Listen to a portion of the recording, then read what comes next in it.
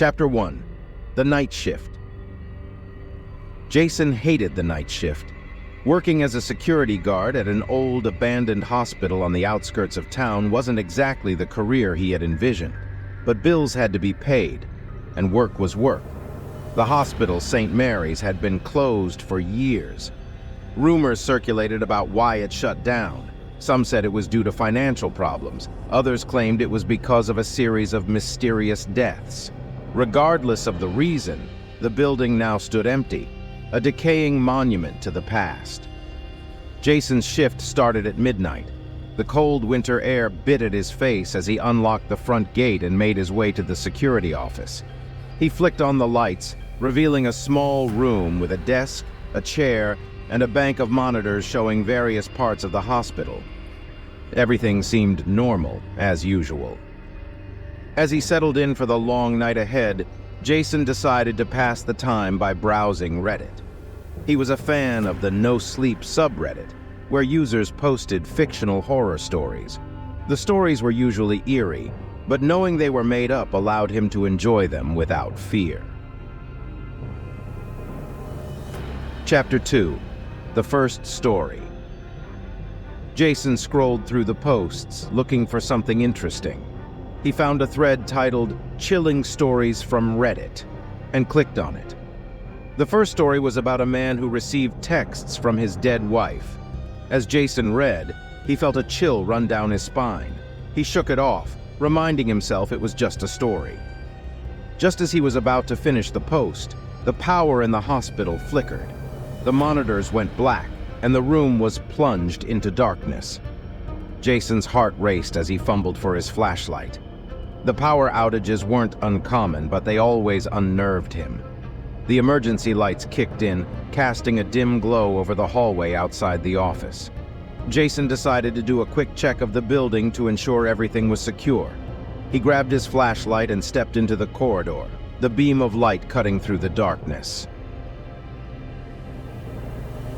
Chapter 3. The Second Story. As Jason made his rounds, he couldn't shake the feeling that he was being watched.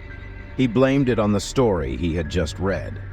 The silence of the hospital was oppressive, broken only by the occasional creak of the old building settling. He returned to the office and was relieved to see the power had returned. The monitors flickered back to life, showing the empty hallways. Jason sat down and resumed reading the Reddit thread. The second story was about a haunted hospital, much like the one he was in. The protagonist in the story heard whispers and saw shadows moving in the corners of his vision. Jason chuckled nervously. "Too close to home," he muttered.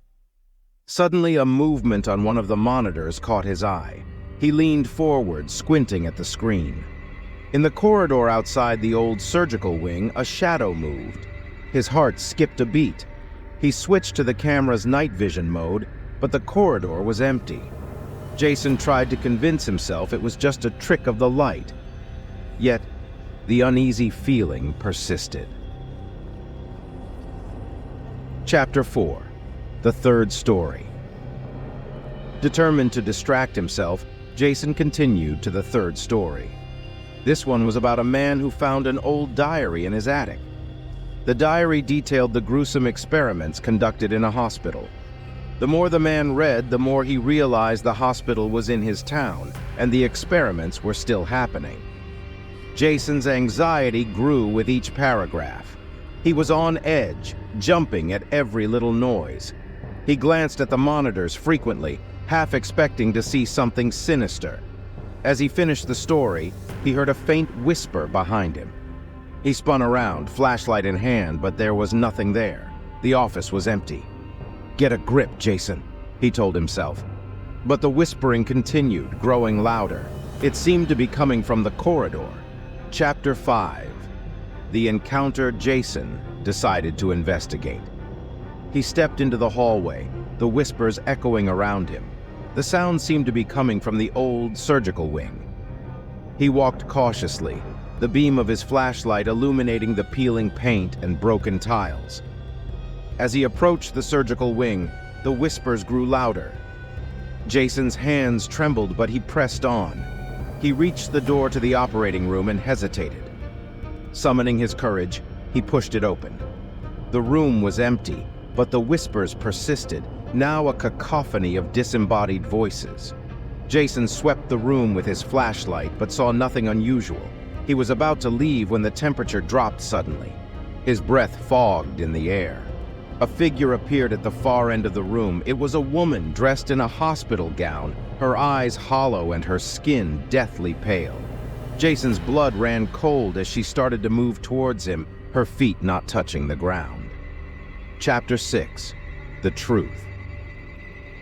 Frozen in terror, Jason could only watch as the apparition approached. She stopped a few feet away and spoke in a voice that was a mixture of many.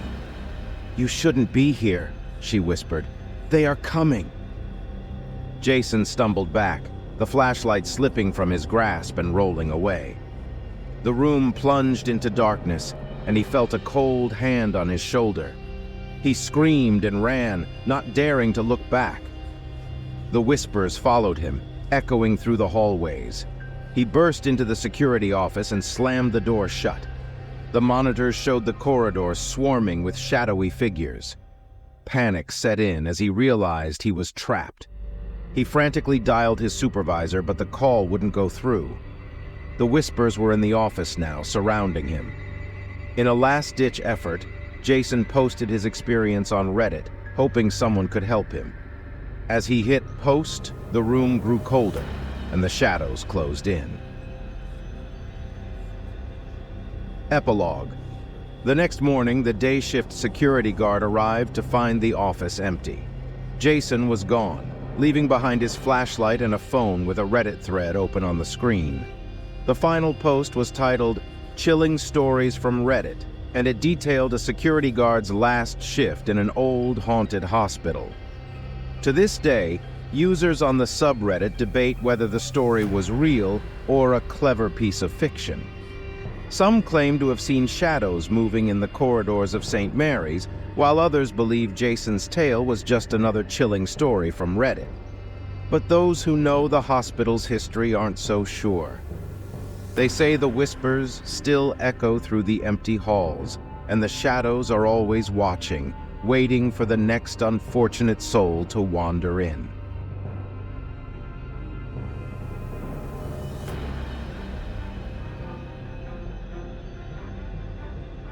Chapter 1. The Discovery. Sarah was a true Reddit enthusiast. She spent hours scrolling through various subreddits, from cooking to conspiracy theories. One evening, she stumbled upon a new subreddit called The Cursed Files. Intrigued by its name and the eerie atmosphere that the page emanated, she decided to dive in. The subreddit had a strict rule. All posts had to be tagged with real, legend, or unknown. The top post that night was tagged unknown. It was titled, "The Redditor's Curse." Sarah, feeling a mix of curiosity and trepidation, clicked on the link. The post was simple yet chilling. It detailed the experiences of users who had interacted with the curse. According to the legend, if you read the entire post aloud, you would be visited by a sinister entity that night. Sarah smirked, thinking it was just another creepypasta. Ignoring the warnings, she began to read the post aloud, her voice breaking the silence of her small apartment. Chapter 2. The Awakening. As soon as Sarah finished reading, a cold draft blew through the room, causing her to shiver. She dismissed it as her overactive imagination and continued browsing Reddit. Eventually, she decided to call it a night and went to bed. Around 3 a.m., Sarah was jolted awake by a loud banging noise. Her heart pounded as she tried to discern the source. The banging continued, echoing through her apartment. It sounded like it was coming from her living room. Gathering her courage, Sarah grabbed her phone and crept out of her bedroom.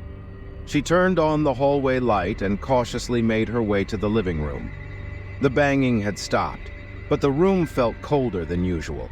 Her eyes were drawn to her laptop, still open on the coffee table. The screen displayed the subreddit, but something was different. A new post had appeared at the top titled, "Sarah's Curse." Her breath caught in her throat as she realized the post was addressed to her. Chapter 3. The Descent. Sarah's hands trembled as she clicked on the post. It contained a detailed account of her life, her family, and even her thoughts from that very day. The final line read, "The entity is coming for you. Do not leave your apartment." Panic set in. She backed away from the laptop, her mind racing. Was someone playing a sick joke on her? She decided to call her best friend, Emily. Her hands shook as she dialed the number. "Emily, I need you to come over. Something really weird is happening," Sarah said, her voice trembling. "Sarah, it's 3 a.m. What's going on?" Emily replied, sounding half asleep. "Please, just come. I'll explain when you get here." Emily agreed reluctantly. Sarah hung up and started pacing the room, her anxiety growing with each passing minute. She glanced at the laptop again. Another new post had appeared. "Do not involve others." Fear gripped her. She didn't want Emily to get hurt. She quickly sent a text, telling Emily to stay home and that she'd explain everything in the morning. As she hit send, her phone screen flickered and then it died, despite being fully charged moments ago. Chapter 4. The Encounter. Sarah felt a presence in the room. The air grew colder and she could see her breath. She turned around slowly, her heart pounding. Standing in the corner of the room was a tall, shadowy figure with glowing red eyes. The entity from the legend had come for her. It moved closer, its eyes fixed on her. Sarah tried to scream, but no sound came out. She backed away until she was pressed against the wall. The figure extended a skeletal hand towards her, and she felt an icy grip around her throat. Her vision blurred as the entity tightened its hold. Just when she thought she was going to pass out, it spoke in a voice that was a mix of whispers and growls. "You have summoned me," it said, "and now you must pay the price." Chapter 5. The Aftermath. The next morning, Emily decided to check on Sarah, worried about her friend's strange behavior. She arrived at Sarah's apartment and found the door unlocked. She called out, but there was no response.